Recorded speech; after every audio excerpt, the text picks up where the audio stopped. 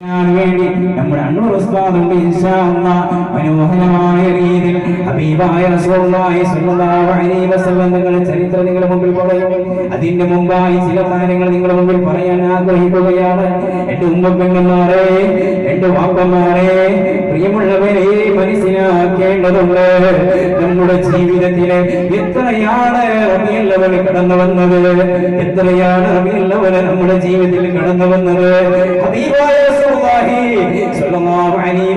തങ്ങളുടെ ആശയമെത്തിയപ്പോൾ അവിടെ ഒരുമിച്ച് കൂടുമ്പോൾ അവിടെ ശഫാഅത്തിലേക്ക് നിൽക്കണമെങ്കിൽ, അവിടെ സിറാത്ത് വാഹനം പിന്നെ വേഗം കടക്കണമെങ്കിൽ, എല്ലാത്തിലേക്ക് സൗന്ദര്യപ്പെടുത്താൻ ആരാണുള്ളതെന്ന് പ്രിയമുള്ളവരെ മനസ്സിലാക്കേണ്ടതുണ്ട്.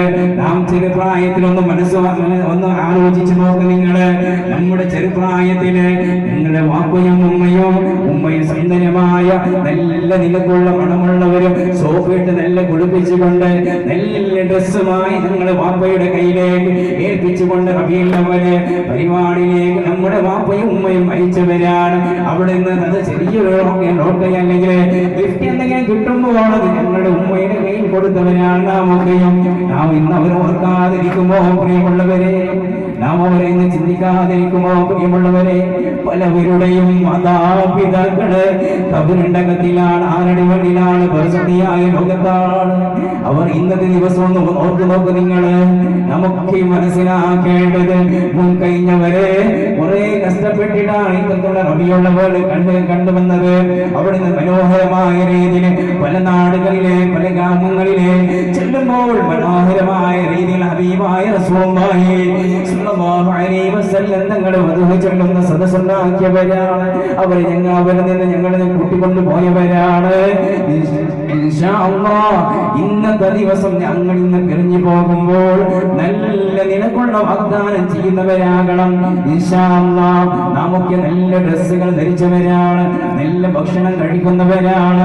നമ്മൾ വാപ്പക്കും ഉമ്മക്കും കൊടുക്കാൻ കഴിയില്ല, നല്ല ഡ്രസ്സ് കൊടുക്കാൻ കഴിയില്ല, ഭക്ഷണം കൊടുക്കാൻ കഴിയില്ല. കാരണം എന്തറിയുമോ? അല്ലാഹുവിന്റെ റഹ്മത്തിന്റെ വിലക്ക് ഉത്തരം ചെയ്തവരാണ് അവര്. ജീവിക്കുന്ന കാലത്ത് അവരും പലവരും വാഗ്ദാനം ചെയ്തു പോയവരാണ്. ഇത്തരത്തിലുള്ള സദസ്സിലേക്ക് അവർ ചെയ്തു തീർത്തവരാണ്. നമുക്ക് ഇന്നത്തെ ദിവസം നമ്മുടെ മൺമറിഞ്ഞു പോയവരെ ഒന്ന് ഓർത്തുകൊണ്ട് അവർക്ക് വേണ്ടി വാഗ്ദാനം ചെയ്ത് അവർക്ക് അവർ ജീവിതം സന്തോഷപ്പെടുത്താൻ നമുക്ക് സാധിക്കണം. ഈ സദസ്സൊന്ന് കാരണമാകട്ടെ. അല്ലാഹു സുബ്ഹാനഹു വ തആല അതിന്റെ തൗഫീഖ് നൽകി അനുഗ്രഹിക്കട്ടെ. ഇൻഷാ അല്ലാഹ് കൂടുതലൊന്നും